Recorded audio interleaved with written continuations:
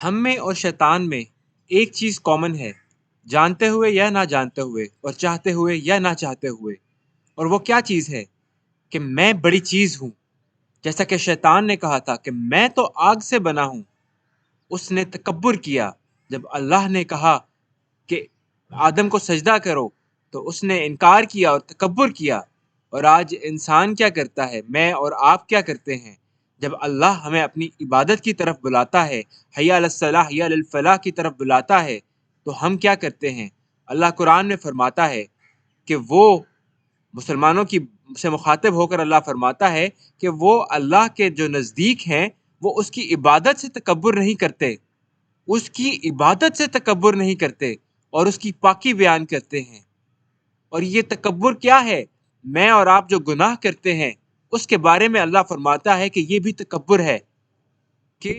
ان کو ان کے تکبر،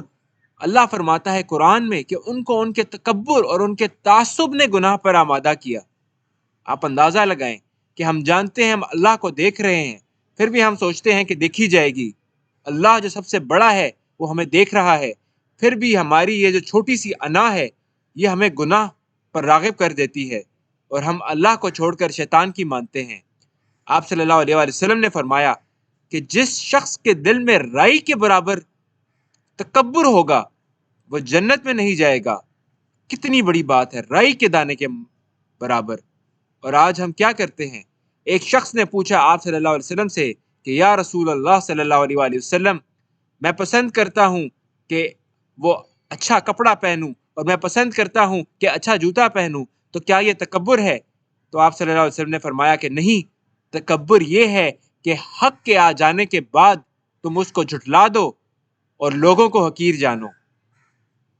حق ہمارے سامنے آ جائے، قرآن کی آیت ہمارے سامنے آ جائے، آپ صلی اللہ علیہ وسلم کی حدیث، ان کے الفاظ ہمارے سامنے آ جائے، پھر بھی ہم کہیں ہم نے تو اپنے باپ دادا کے دین پر چلنا ہے، پھر بھی ہم کہیں کہ ہم نے تو اپنے پیر فقیر اس کی بات ماننی ہے، یا فلانے استاد کی بات ماننی ہے، حق کو جھٹلا دیں، حق کو پیچھے رکھ دیں،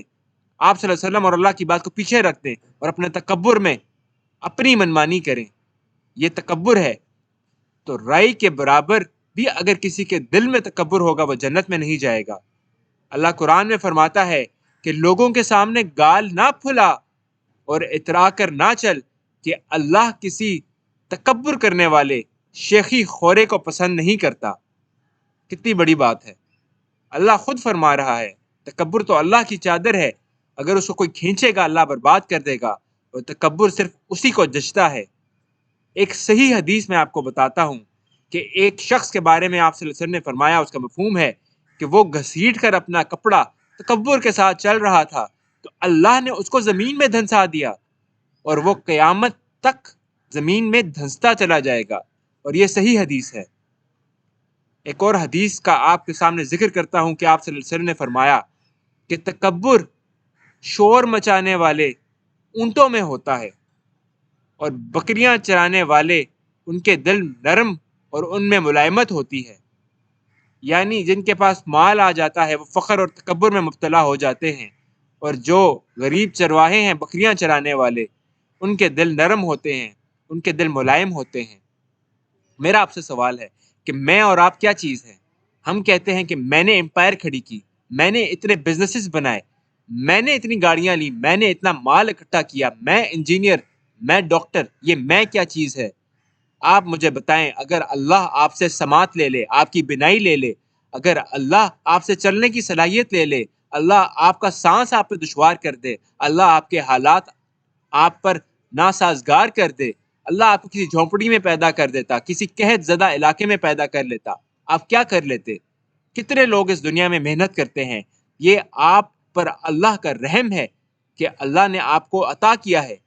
بجائے آپ اللہ کا شکر ادا کرنے کے لیے اگر تکبر کریں اور کسی کو بولیں کہ روزی تو تمہیں میں دیتا ہوں، کھانا تو تمہیں میں کھلاتا ہوں، کپڑے تو تمہیں میں پہناتا ہوں،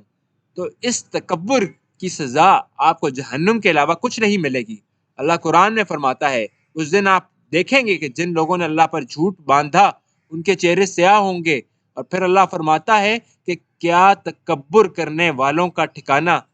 جہنم نہیں؟ کیا تکبر کرنے والوں کا ٹھکانہ جہنم نہیں؟ تو پھر میں کیا چیز ہے؟ میں اور آپ کچھ بھی نہیں ہیں، صرف اللہ کو تکبر جچتا ہے، اور اللہ بڑا ہے، اس کے لائق ہے تکبر کرنا، لیکن مجھے اور آپ کو تو اپنی اگلی سانس کا نہیں پتا، تو پھر ہم کسی کمزور پر ظلم کیوں کرتے ہیں؟ نبی اکرم صلی اللہ علیہ وآلہ وسلم کی حدیث ہے، آپ صلی اللہ علیہ وسلم نے فرمایا کہ مسلمان بھائی ہیں، نہ وہ کسی پر ظلم کرتا ہے اور نہ اس پر ظلم ہونے دیتا ہے، نہ اس کو بیار و مددگار چھوڑتا ہے اور نہ اس کو حقیر جانتا ہے۔ آپ صلی اللہ علیہ وسلم نے فرمایا کہ تقوی یہاں ہے، سینے پر ہاتھ رکھ کر فرمایا کہ تقوی یہاں ہے، اور ایک آدمی کے لیے برا ہونا اتنا ہی اس کے لیے کافی ہے کہ وہ برا شخص ہے کہ اگر وہ اپنے کسی مسلمان بھائی کو حقیر جانے۔ تو آئیے اللہ سے دعا کرتے ہیں کہ اللہ ہمارے دلوں میں عاجزی پیدا فرمائے، اللہ ہمیں تکبر سے بچائے، اللہ اس چھوٹی سی انا کو، اس نفس کو قابو کرنے کی توفیق عطا فرمائے، اس نفس کو گناہ پر آمادہ ہونے سے، تکبر میں گناہ پر آمادہ ہونے سے، جیسا کہ اللہ کہتا ہے کہ تکبر اسے گناہ اور تعصب اس کا جو ہے وہ اس کو گناہ پر آمادہ کرتا ہے، یہ جانتے ہوئے کہ حق کیا ہے، حق کو چھوڑ کر وہ جب تکبر کرتا ہے تو وہ اللہ کے سامنے ڈٹ کر کھڑا ہوتا ہے۔ اللہ ہمیں ہر گناہ، صغیرہ اور کبیرہ گناہ سے بچنے کی توفیق عطا فرمائے، اللہ ہمیں صحیح معنوں میں اس کے آگے جھکنے کی، اس کی پاکی بیان کرنے کی، اس کو بڑا مان کر اس کی ماننے کی توفیق عطا فرمائے، اور ہر مظلوم سے، ہر کمزور سے عاجزی سے پیش آنے کی توفیق عطا فرمائے، جیسا کہ حضرت عمر نے مثال قائم کی کہ جب وہ بیت المقدس فتح کرنے کے لیے آئے تو ان کا غلام اونٹ پر تھا اور وہ خود چل کر آ رہے تھے، انہوں نے باری مختص کی تھی کہ یہ اتنا وقت میرا اور اتنا میرے غلام کا،